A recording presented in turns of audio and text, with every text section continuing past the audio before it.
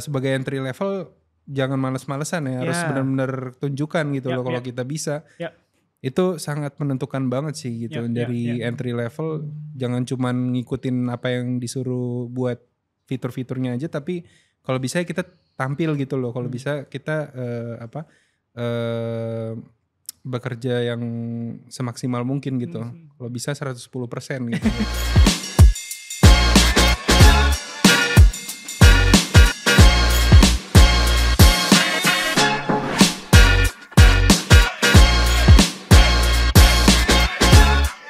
Welcome to Growthcast. Level up your mindset. Hai semua, saya Wika Silo. Kembali lagi di Growthcast, Level Up Your Mindset. Podcast yang ngebahas tentang tren, perkembangan, dan keep update tips dan trik tentang industri digital.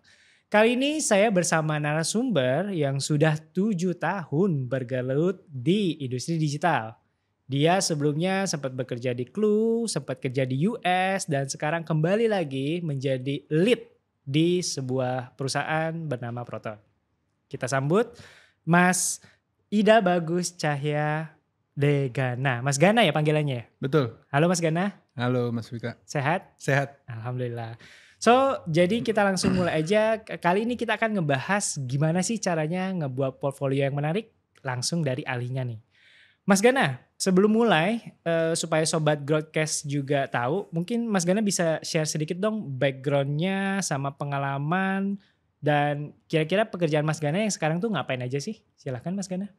Oke, background saya pertama saya memulai karir saya sebenarnya bukan di IT ya. Oh, non-IT awalnya. Non-IT.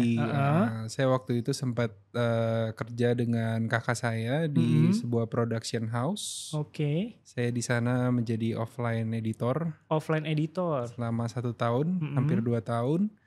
Kemudian saya melanjutkan karir saya di bidang IT. Itu sebelumnya ikut bootcamp di Hacktivate. Oh oke. Batch berapa Mas Gana? Itu batch 3 saya. Waduh, senpai, hormat.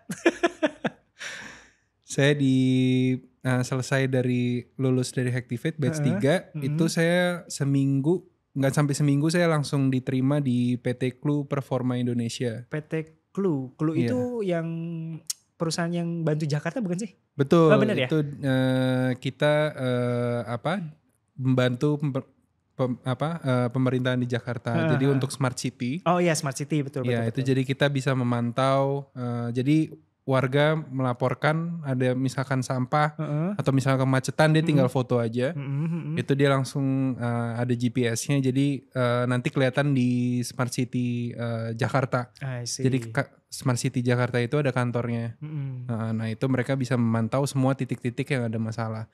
Mana yang sedang diproses, mana yang sudah selesai.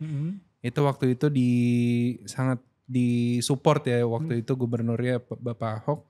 Nah itu jadi ada ratingnya juga untuk kelurahan mana yang paling bagus dan paling tanggap untuk mengurusi masalah yang ada di Jakarta. Oke, itu dari tahun 2000? Itu tahun 2016 saya start di Desember.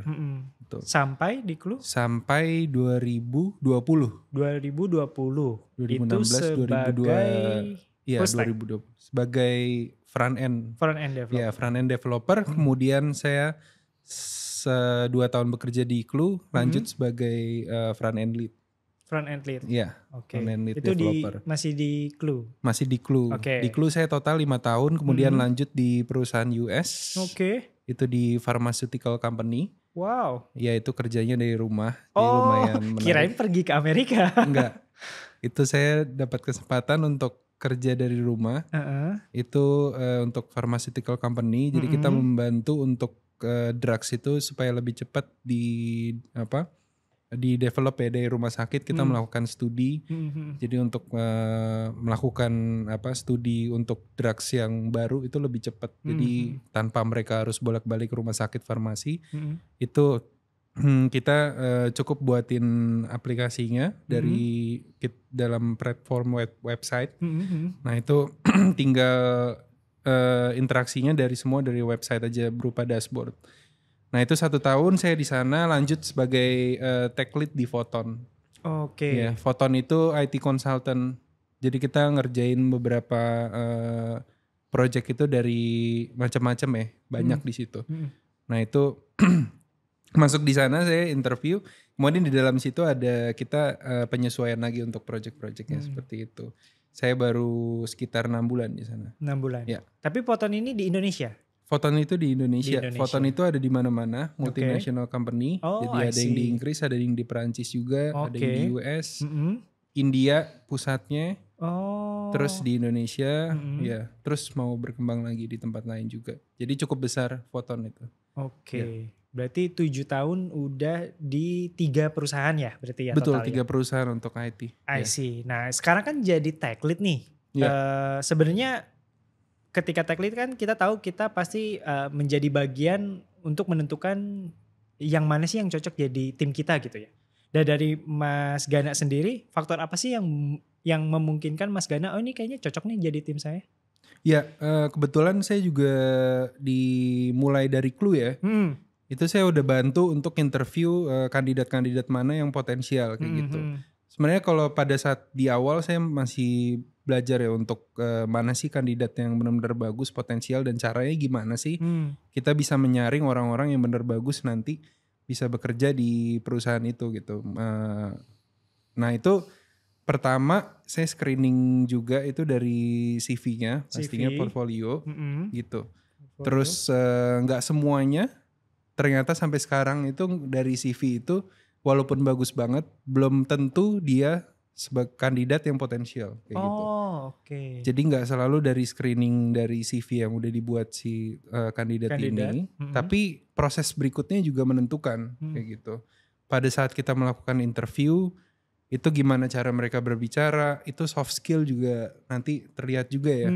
Gimana jadi bukan hard skill aja, bukan cuman pengetahuan mereka untuk teknologi yang lagi kita cari untuk si kandidat ini udah cukup atau enggak, tapi kita juga melihat dari soft skillnya gitu, dari gimana mereka berbicara segala macam, dan dari apa yang dia lakukan di portfolionya, nggak cuman yang tertulis aja ya, pengalaman juga penting gitu ya. Jadi gimana pengalaman dia sebelumnya, si kandidat ini apakah cocok dengan di perusahaan yang baru, yang apakah teknologi yang udah dia pelajarin sebelumnya apakah bisa cocok atau enggak di perusahaan yang dia mau masuk ini gitu. Jadi proses-prosesnya semua kita bisa lihat ya gitu, bukan cuman di yang tertulis aja gitu maksudnya.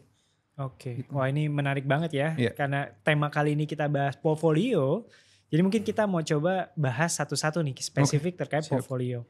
Ini buat sobat Growthcast juga, stay tune karena ini pasti bermanfaat buat teman-teman. So, jadi ini kita berawal dari, tadi kan menarik ya ceritanya Mas Gana dari Clue tiba-tiba ke US. Nah ini sebenarnya portfolio apa sih yang Mas Gana share atau yang Mas Gana buat sehingga mereka percaya ke Mas Gana nih? Buat yang di US, apa nama perusahaan tadi? Di Akirian kalau US. Oh ya, itu gimana tuh? Apa portfolio apa yang Mas Gana bikin?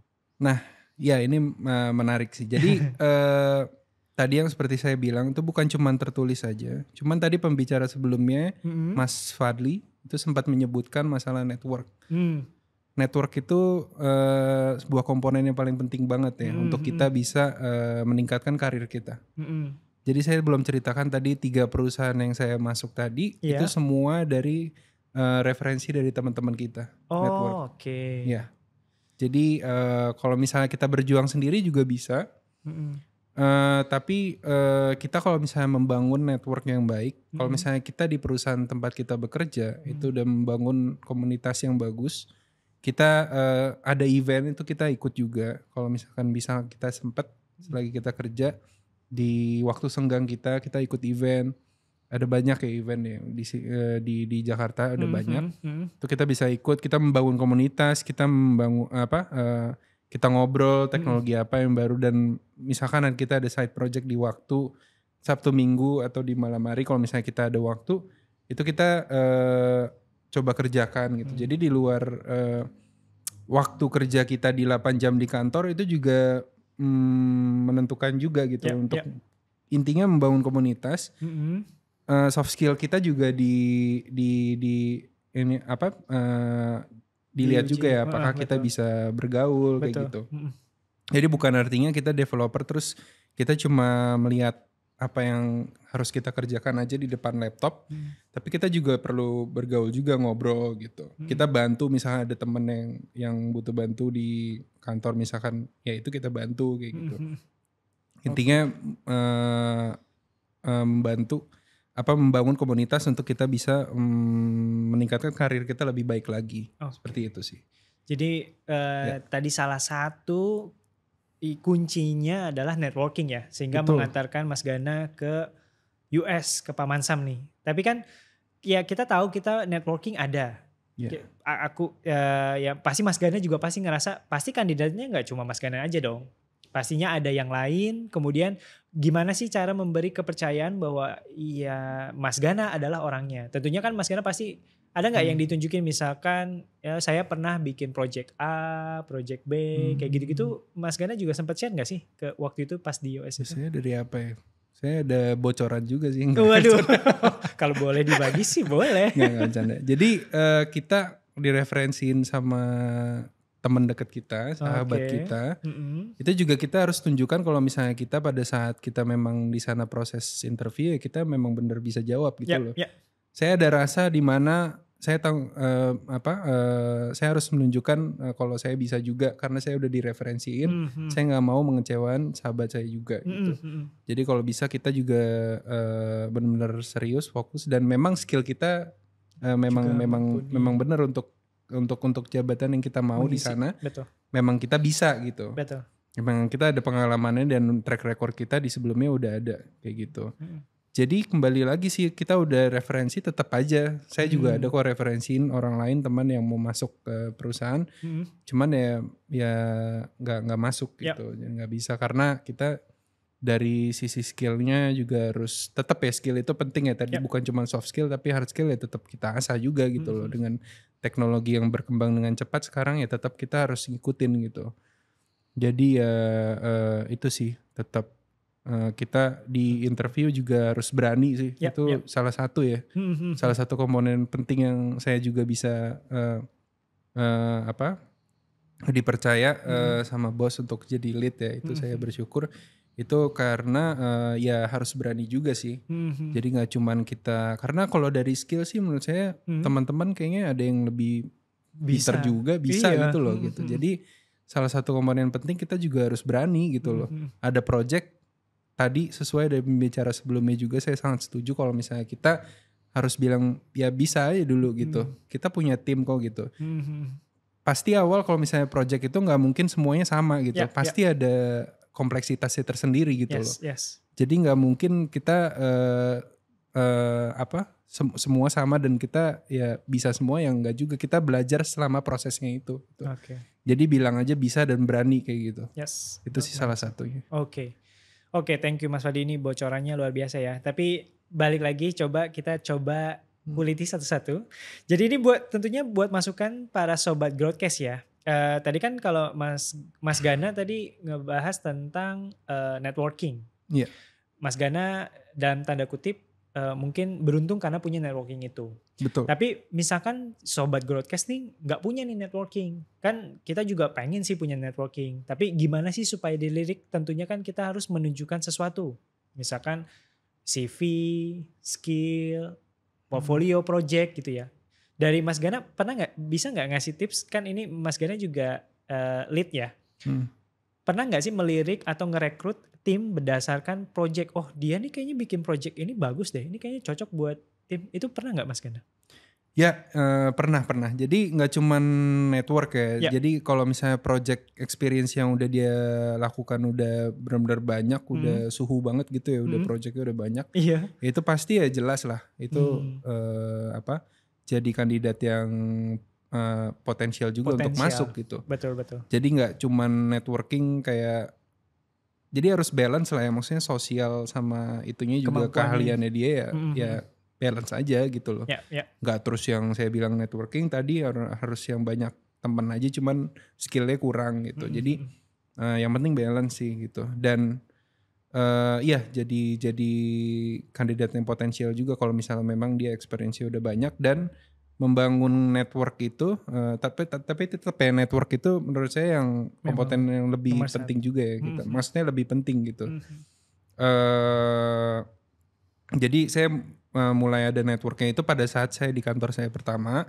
Nah itu mulai membangun networknya dari situ. Jadi pada saat kita kerja jangan cuman fokus di depan laptop kita fitur apa yang kita kerjakan, tapi juga ngobrol sama yang lain. Misalkan kayak ya mulai dari fiturnya gimana sih ini kita bisa kerjainnya kayak gitu-gitu aja gitu kan. Itu mulai kebangun sama tadi yang seperti yang saya bilang mengikuti event-event yang ada di Jakarta atau daerah manapun lah gitu. Nah itu kita ikut aja. Dengan kita ikut kita juga menambah komunitas teman yang baru gitu. Kita mengerjakan project juga mau nggak mau pasti kita juga ini kan jadi deket juga dengan orangnya gitu pastinya. Betul. Ya nggak mungkin enggak gitu. Itu sih.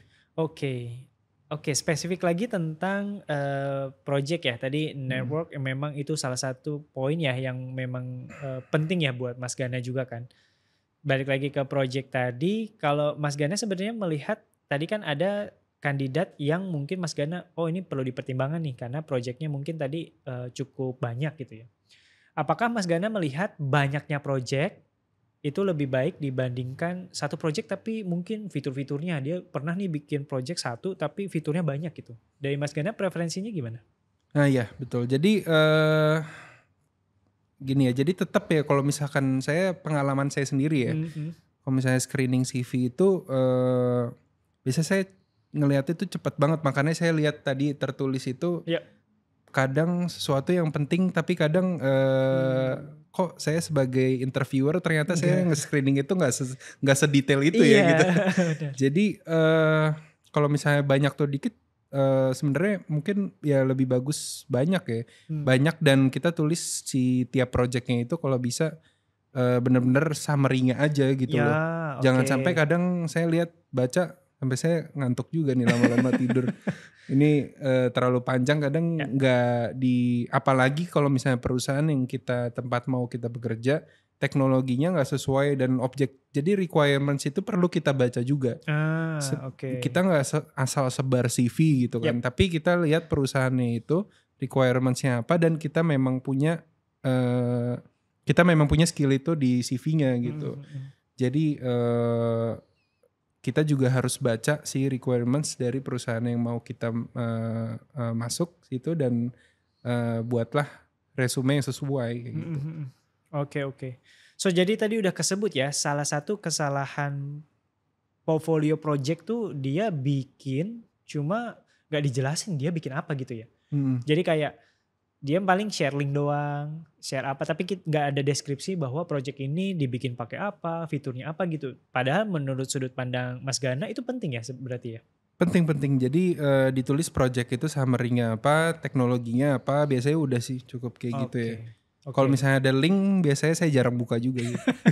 Jadi memang baca deskripsinya aja ya? Iya. Sama mungkin juga bisa dilampirin tech-tech apa aja ya yang di project ini dia bikin tech-tech apa dan harapannya Mas Gana sebenarnya yang masuk ke Mas Gana tuh yang sesuai sama tech-stack perusahaan gitu ya?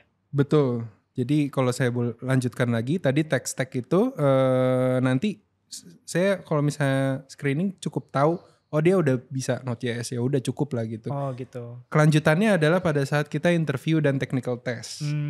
Jadi memang bener dia bisa atau enggak karena ada yang nulis tech-stacknya ada yang sampai berlembar-lembar tapi pada saat interview nggak sesuai gitu kan. Jadi biasanya tech-stack itu ya cuman kita ngasih tahu kalau saya bisa ini dan nanti pembuktiannya pada saat kita melakukan interview face to face dan live code kayak gitu. Ya. Berarti ini ngasih tahu juga pentingnya project-project atau portfolio yang dibuat itu memang buatan diri sendiri ya.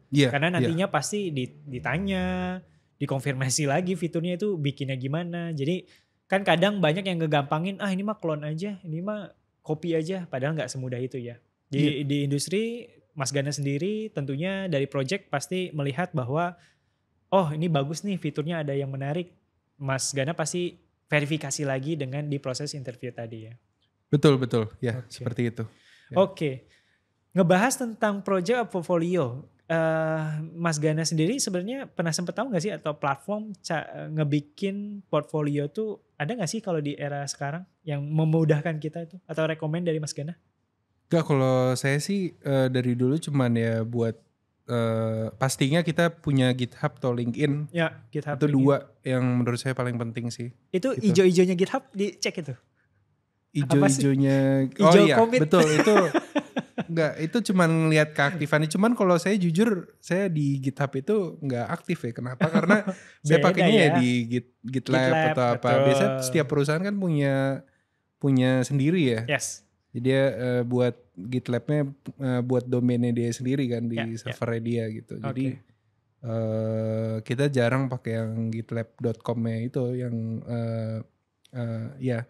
Jadi kalau keaktifannya sih nggak terlalu penting menurut saya. Jadi yang penting kita punya portfolio kita yang di GitLab ada repositorinya yang kita udah buat di situ. Jadi biar bisa dilihat sama si perusahaannya, dan LinkedIn sih sebenarnya.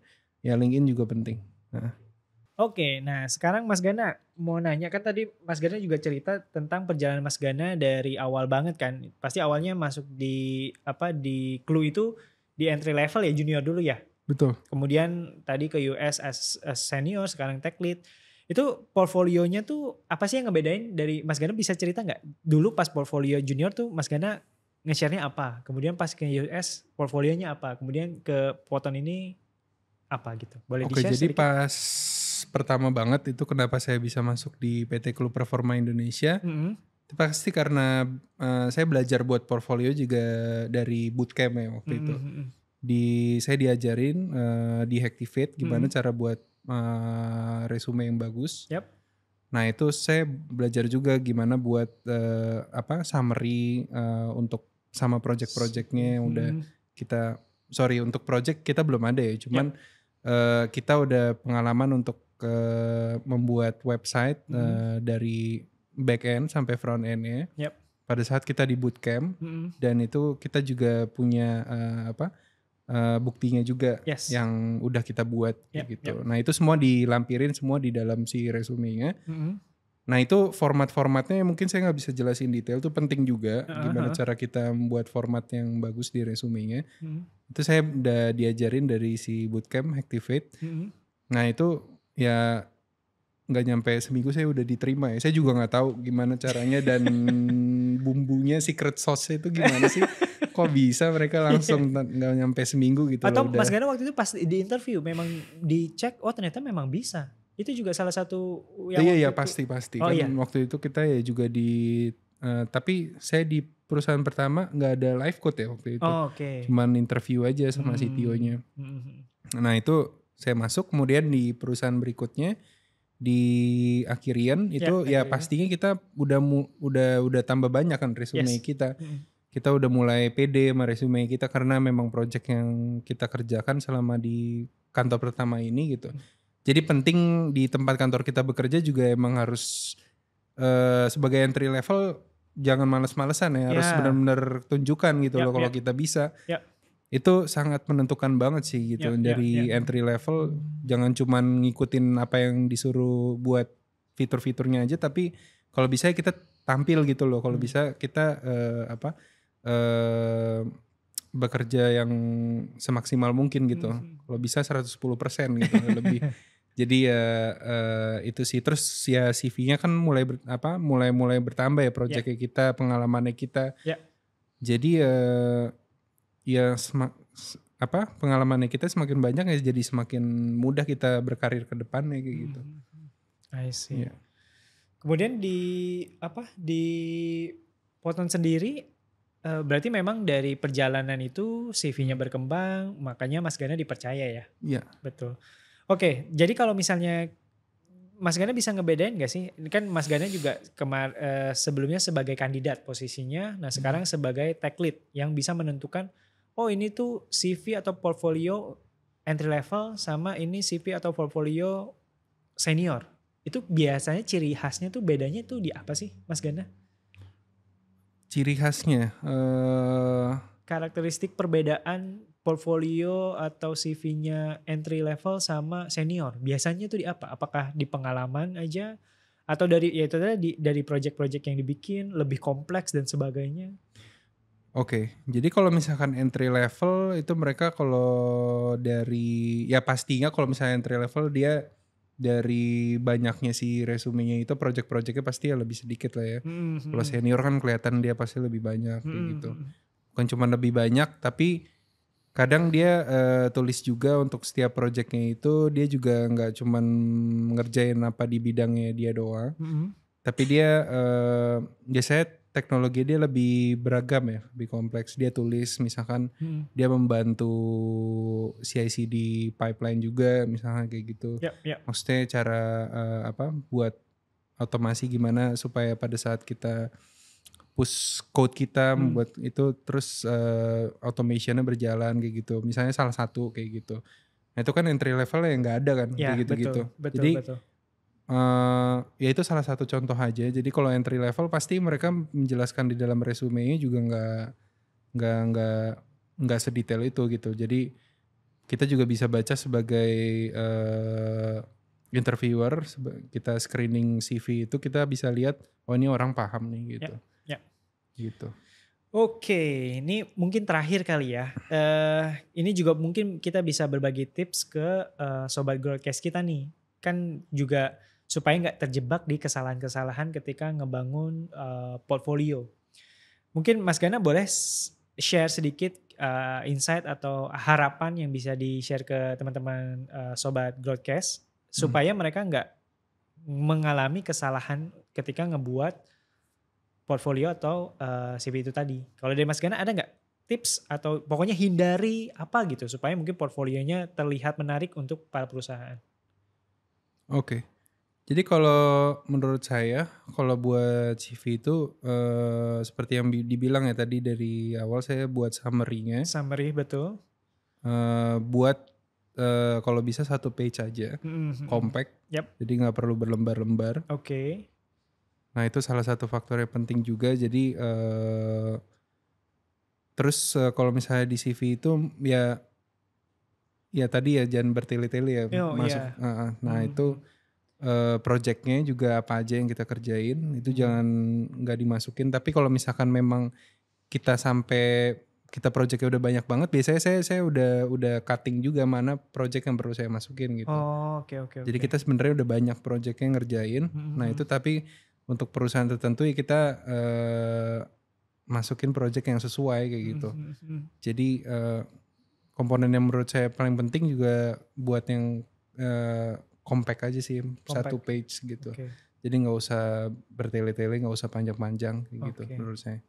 Tetap butuh deskripsi, jadi kesalahannya jangan sampai bikin portfolio atau project tapi nggak ada deskripsinya. Betul. Dibikin juga jangan terlalu bertele-tele. Iya betul. Dan gitu. kembali lagi itu sebenarnya tertulis itu juga tadi yang sudah saya bilang. Biasanya sebagai interviewer kita lihat sepintas aja. Kayak gitu. Itu biasanya yang melihat itu udah HR. Bukan saya user. Yang mau interview user betul. User. Jadi tetap penting tadi buat yang compact seperti itu. Cuman tetap pada saat interview itu juga menentukan ya nanti. Pada saat kita melakukan live code kayak gitu. Dan ada ekspektasi juga kayak gitu kan. Itu juga sangat menentukan sih kayaknya. Kalau ekspektasi salary kita. Nah itu mungkin bocoran sedikit kita kasihnya range kali ya kalau salary ya. Jangan kita patok segini gitu. Range aja gitu. Jadi dari yang batas minimal dan batas paling atasnya berapa gitu range. Itu juga soalnya menentukan juga kan di sini konteksnya gimana cara masuk perusahaan dengan membuat CV yang bagus kan kita bisa masuk perusahaan yang kita mau gitu kan. Jadi tetap network juga penting tadi ya, balik lagi network. Menurut saya itu juga salah satu komponen yang penting. Bukan cuma CV tertulis yang kita bagus, 1 page compact, tapi ya faktor lainnya juga gitu. Kita harus bangun komunitas kayak gitu. Soft skill sangat-sangat penting kayak gitu. Oke. Jadi sebenarnya kesimpulannya memang nggak bisa dipungkiri portfolio atau CV itu memang salah satu jembatan, walaupun tadi networking yang utama dari Mas Gana ya. Tapi memang itu juga salah satu yang membuktikan bahwa memang kita juga bisa ngelakuin itu. Iya.